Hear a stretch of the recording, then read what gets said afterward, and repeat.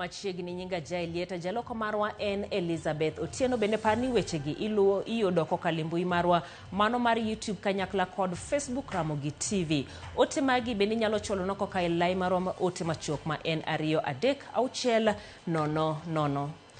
Oganda makwan gi romo milion 14 osendikore e okumba manyien mar thieth mano SHA ka bende sirkal osingo mar chiwo kony ne oganda jo Kenya modak e pinje malibamba ma ok nyal kawo ting' mar thieth magi. Jatend migawo mar thieth Deborah Baraza owacho ni okumba manyien mar thieth mar SHIF tiyo kendo osiptal maduong' ma Kenyatta University Teaching Research and Referral Hospital en achiel kuom ranyisi maber ni SHIF osechudo ne jotuo. Jafwambo marwa Linet Undi miyo ler mathoth. Seche ma oganda jo Kenya chunygi chandore kaluwore kod achiedh nade ma giromo godo, seche ma gimanyo chenro mag thieth kokalo kuom okumba manyien mar thieth SHIF, jatend migawo mar thieth Deborah Baraza owacho ni okumba no osebedo ka cholo thieth maonge ng'ikruok kendo midhiero ma oganda ywago en mana koso lai maber mar tudruok. The concerns we have again is communication. There is a lot of misinformation in the various platforms. And what we are encouraging is that we need to have the right communication for Kenyans. Barasa omedoni kanyakla kod jokanyo gidhi loso yore mag konyo jo Kenya manigi ng'ikruok mar ndikore kendo tiyo kod okumba no mar thieth. In a meeting with the SHA colleagues, and we are looking to set up the help desks as soon as possible, soonest by Monday. So we will have the help desks to improve registration. And you can see this is coming from that level, the political elite, because they have seen that it actually works.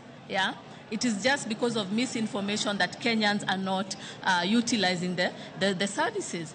And so we are looking to expand to ensure that we have help desks across and even to the various constituencies so that people can actually register and have access to services. Omedo ni nyaka sani jo Kenya maromo milion 14 osendikore ne okumba no mar thieth kowacho ni gidhi konyo jo Kenya momoko e pinje maoko kaluwore kod chulo omenda mag thieth. Regarding the stranded patients, we are requesting that they can reach out through the call center to the Social Health Authority, and each individual case will be addressed accordingly.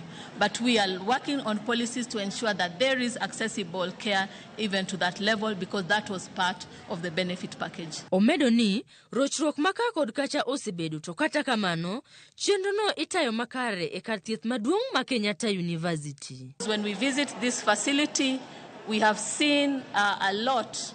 Right now we've also moved through the cath lab, where patients are benefiting through surgical procedures that are up to 900,000 Kenyan shillings, and Social Health Insurance Fund is covering.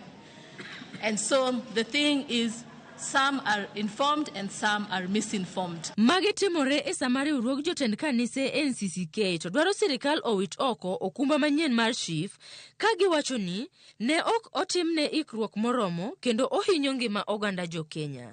We demand that the government suspend the implementation of the Social Health Insurance Fund, SHIF, and reverse to National Health Insurance Fund, NHIF, until the Social Health Authority puts all necessary measures and structures in place.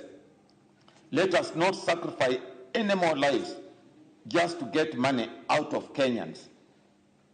Let us do this, and then we can go back to SHA when all is worked out and life and everybody is stable to move. If the common man is not fully attended according to his or her needs, how can we convince our members that the SHIF is working?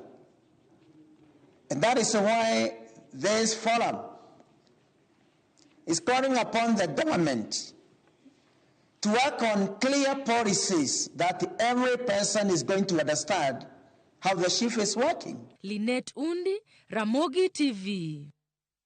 Gawo mar thieth olero ni nyithindo